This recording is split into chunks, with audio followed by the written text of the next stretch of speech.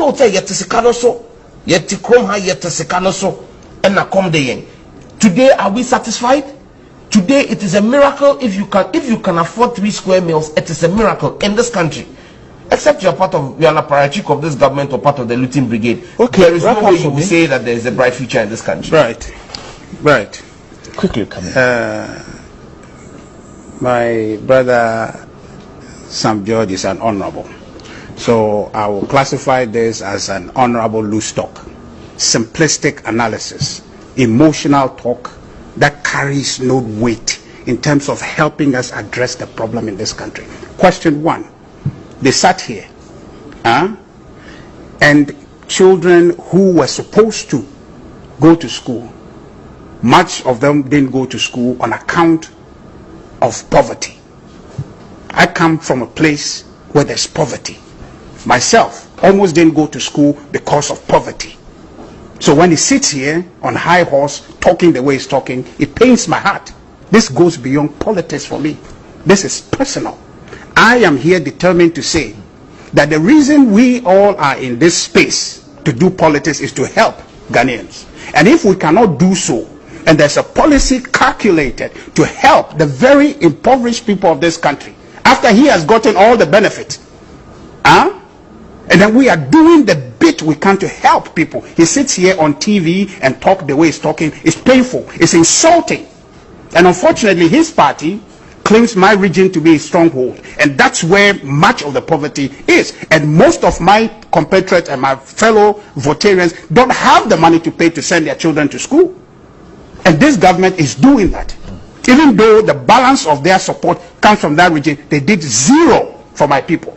So when he sits here and talk this thing, it gets me outraged that politics must mean something for us. We shouldn't just come here and look pretty on TV. We should not come here and just put our ties and think we can talk just anyhow. It is about people's lives. This is not just something we're doing for our political party.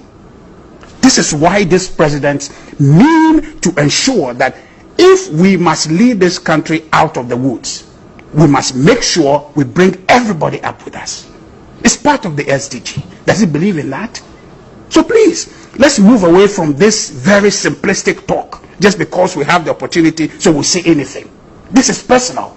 Since I almost didn't get opportunity, I want to champion this. If this president didn't do this, it will be one thing that I'll be disappointed with if free SHS didn't come. And if you see and notice every one of my discussion, the first policy I want to cite is free SHS because it means something personal to me. It is serving the needs of parents. Absolutely. That's the point. It is serving the needs of the children themselves. Look, combined number of students who would have gotten the opportunity if they did free SHS for the 8 years they sat here and ruled this country. Tell me.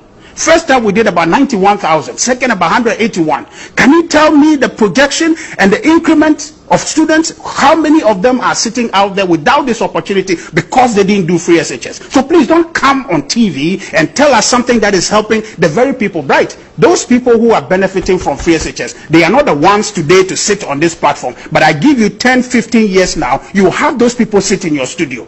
That's policy. That's what transforms the country. So please, and it pains me. His party is going to sit around and say voter region is their stronghold. I pray that my people turn around because really NDC is not helping them. It's not helping me. It's not helping my region. So don't come here and be so simplistic and talk this thing and think you can get away with it. We are trying to transform this country and every Ghanaian must be part of it. And that's why I support this president, because he's doing the very thing that will make this country move out of the woods. Look, we've been how many years old and how many years have they governed this country? Every time excuses. Please, we are serious now. All this is talking about ESLA. He knows the formula. How much of the ESLA percent, the formula, how much of the percentage goes to debt recovery? About 32%. 68% goes to energy power generation and infrastructure support account. You understand? So what are you talking about? This thing about every day just saying things and seeking power for the sake of it. You know what they say? So for you, the ESLA is being used for what? The purpose. But he should tell us if 32% of everything he's talking about is what goes to that. Were they not the one who crafted the law? If that is exactly what they wanted to do to just pay it, why didn't they put 100%? Because the price stabilization levy, 100% goes to that. Why didn't they do that? So please, don't just talk. Bright, they say power corrupts absolutely, or absolute power corrupts. But there is such thing as power that people get to serve. This is what we have. My brother and his party, I will tell you, Bright, this is my feeling. They can say I'm wrong. But I think that they are seeking power for the sake of power. And that is what corrupts. You understand? We need to get to a point. We have been brought to a point. You left this economy in the mud. It's been brought up. There's no dispute about the numbers. You can say what you want, but we have gotten to a place where we are not under the leash of IMF anymore. We have moved on. We are managing this economy, looking at our priorities, and we are moving this country forward. Let's have a debate about your alternative. Let's have debate about what you would have done for free SHS. I want to engage in that because I want free SHS to work for the kid that is out there, for the kid in me who almost didn't get the opportunity. Okay. Let's talk about that. We move on because countries are developing. You understand? And we